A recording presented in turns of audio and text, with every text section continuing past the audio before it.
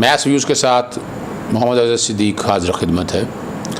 Late vlog मजबूरी है, मसरूफियत ज़्यादा है, वक्त की किल्लत है, इसलिए इतना वक्त लगता है। बातें तो बहुत करने को होती है, जैसे मैं कहता हूँ, मैं कोशिश करता हूँ ज़रा महदूद और मुख्तसर रहूँ और ज़्यादा चीज़ें कवर कर लूँ।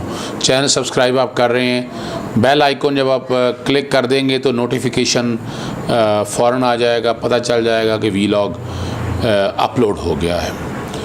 बलूचिस्तान हाई कोर्ट में देखिए, हमारे यहाँ जुडिशल एक्टिविज़म की बहुत ज़रूरत है। आर्टिकल 9 राइट टू लाइफ है, आर्टिकल 14 क्वालिटी टू लाइफ है। दूध और दही की कीमतों में इजाफे के लिए बलूचिस्तान हाई कोर्ट में समाअत हुई। चीफ जस्टिस जमाल मंदखुल और जस्टिस हमीद बलोच पर मुश्तमिल बेंच कर रहा है। अब यहाँ पर बड़ी सिंपल सी है कि चीफ जस्टिस जो है ना बलूचिस्तान हाई कोर्ट का, हमारा सिस्टम ख़त्म हो रहा है।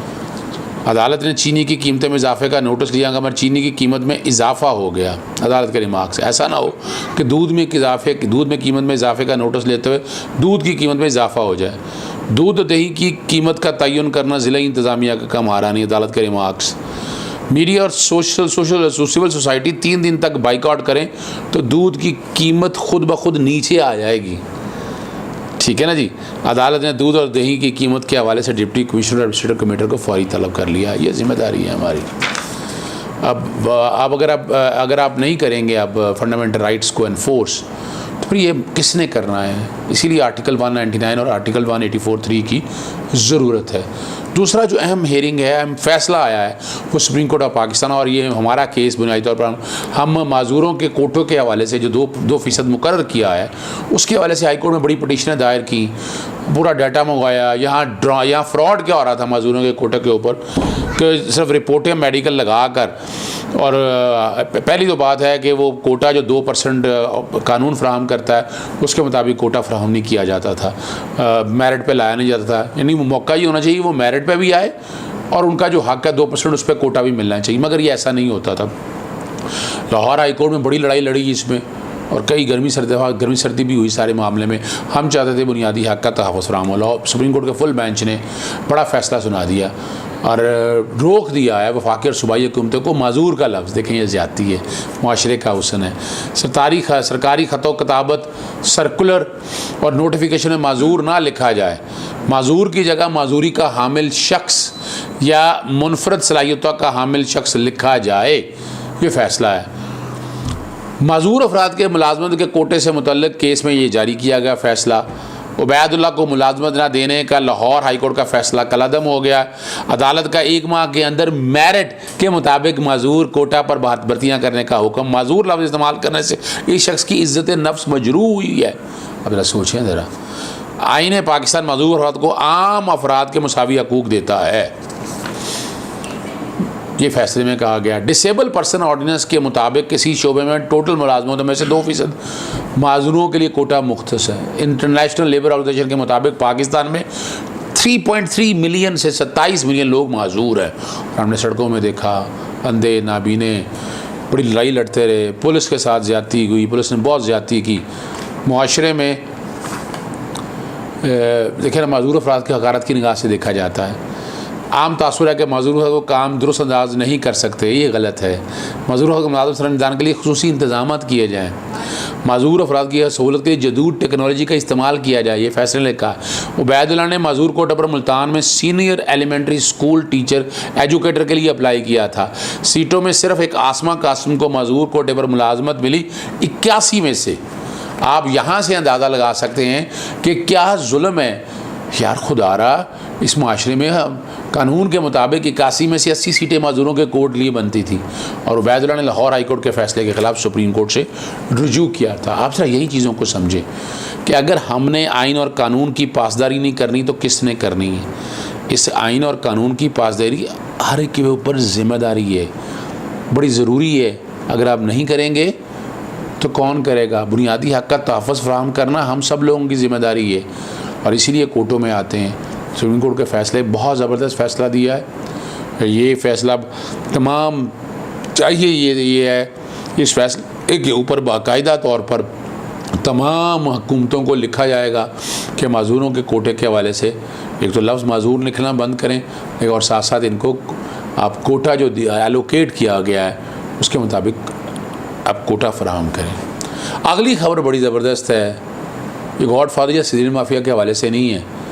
नवाज शरीफ साहब, ये एक मैं आपके सामने दिखाने लगा हूँ, ये फ़ैसला मुअत्तल करने के लिए मियाँ मोहम्मद नवाज शरीफ लिखा हुआ है। नवाज शरीफ साहब तो इंग्लैंड बैठे हुए हैं। अब यहाँ ये भी नहीं लिखा हुआ कि नवाज शरीफ साहब अटॉर्नी की तरफ से, शायद नीचे कहीं जिक्र किया हो कि अटॉर्नी की तरफ से तो दायर करनी है। ये रिट पिटीशन दायर की है इस्लामाबाद हाई कोर्ट में, मंडे के लिए आ गई है। National accountability bureau, presiding officer accountability court Mohammad Raheel Azam IO Islamabad के लिए अंडर आर्टिकल 199 561 CRPC के ऑर्डर्स क्या हैं? 29 मई 2020, 11 जून 2020 और 30/6/2020 के हवाले से। अब वही तो राम कहानी जो हम अमूमन लिखते हैं कि मैं वज़ीर आला रहा, वज़ीर ख़जाना रहा, पता नहीं क्या क्या कुछ, ये सारी चीज़ें क्या कुछ मैंने किया। अब वही कहानी, अभी इन चारी कहानियों का करप्शन से क्या ताल्लुक़ है? जो भी आप कह रहे हैं लफ्ज़ एतराज़ है, पर लिखा है that different false and fabricated reference were filed against the petition। अब ये अगर देखा जाए तो ये कंटेम्प्ट भी है, 2 रेफरेंस में तो सज़ा हो चुकी है, तो फॉल्स और फैब्रिकेटेड कौन से रेफरेंस रह गए आप? ये तो बड़ी क्लियर है। फिर और पर जिक्र करते हैं EU special incentive arrangement for sustainable development and good governance के ऊपर, वो असेसमेंट पेपर नैब के हवाले से भी, वो कौन होते हैं बात करने वाले? और वो जो बात कर रहे हैं वो हक़ाइक़ से गलत है। अब जिक्र करना चाह रहे हैं आगे, वो जिक्र करना चाहते हैं 6 अगस्त 2020 की भी ह्यूमन राइट्स वॉच की आई ओपनर के हवाले से।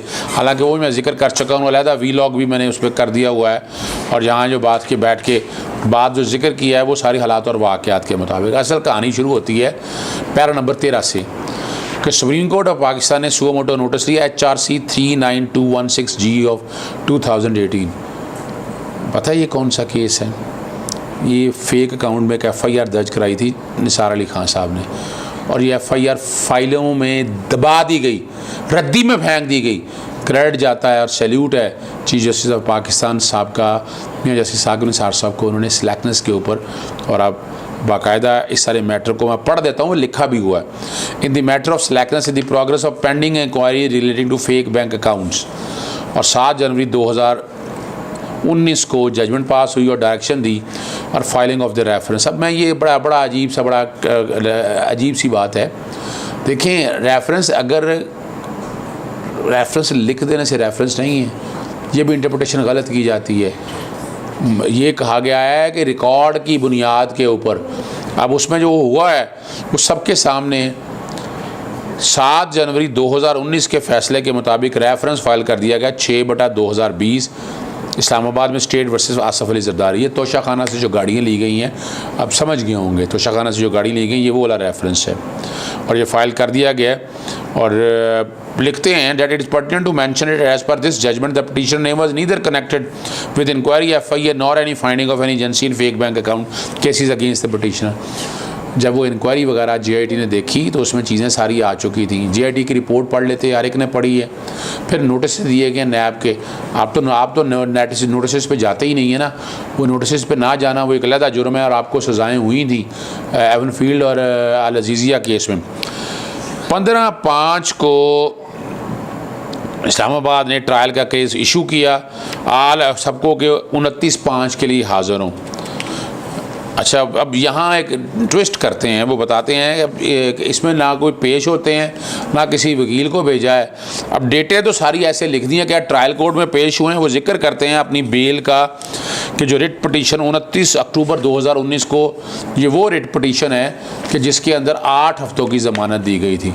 8 हफ्तों के बाद कहा गया था कि, और अभी इस वक्त वो पता नहीं किस कैपेसिटी में आएंगे, अभी तो वो उसकी ज़मानत खारिज हो चुकी है।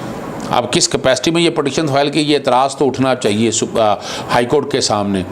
और वो 87 आर्टिकल का जिक्र करते हैं, the wording of section 87 proclamation of person absconding, इश्तिहारी जिसे कहते हैं, भगौड़ा जो होता है जी, उस कॉन्टेक्स्ट में ये उसका जिक्र करते हैं।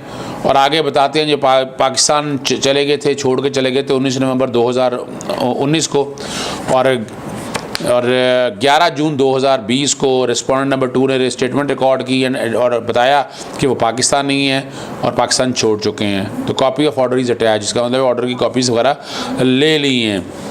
अब लिखते हैं जी, petitioner is not in Pakistan at time of filing और summoning the accuse, the petitioner is out of the country for medical fulfilment the legal formalities, the respondent were misled by IO and bailable and further non bailable warrant of arrest was issued for the petitioner.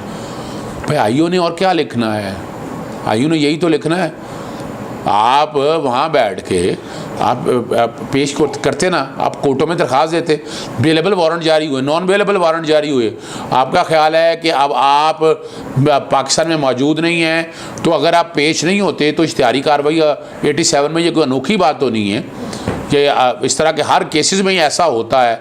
हम चाहते हैं कि हम privilege लेना चाहते हैं, हम चाहते हैं कि हम बहुत इम्पोर्टेंट आदमी हैं और बड़ी तकलीफ़ और दिक्कत होती है। ग्राउंडें सारी वो कमाल की बात है। वो universal declaration of human right का होगा कि मुख्तलिफ प्रोविजंस का जिक्र किया जाता है, शैला ज़िया का जिक्र किया जाता है, राइट टू लाइफ फौजदारी जुर्म में बड़ा वाज़ेह तौर पर है, फंडामेंटल राइट एक जगह पर हैं पर बाकी चीज़ें अपनी एक जगह पर मौजूद हैं। और at the end of the day वो जो सारा UDHR और ICC PR को सामने रखते हुए वो जिक्र करते हुए कहानी ये ग्राउंडें चलती हैं, कोई तकरीबन 8 तक ग्राउंडें चलती हैं जी। और उसके बाद वो प्रेयर मांगते हैं कि जो एक्शन है रिस्पोंडेंट नंबर 1, 2 और 3 अब नैब के, और ये सारे इलीगल और विदाउट लॉफुल अथॉरिटी है। कमाल की बात है। यानी ना फ़ैसला कहीं चैलेंज किया, ना जब नोटिस आ रहे थे ना वो चैलेंज किया, और तोशाखाना में कोर्ट में जब ट्रायल में जब आपका पर्चा आ जाए तो फिर आपको वहीं फेस करना है। ये जजमेंट्स हैं सारी कोर्टों की मुख्तलिफ।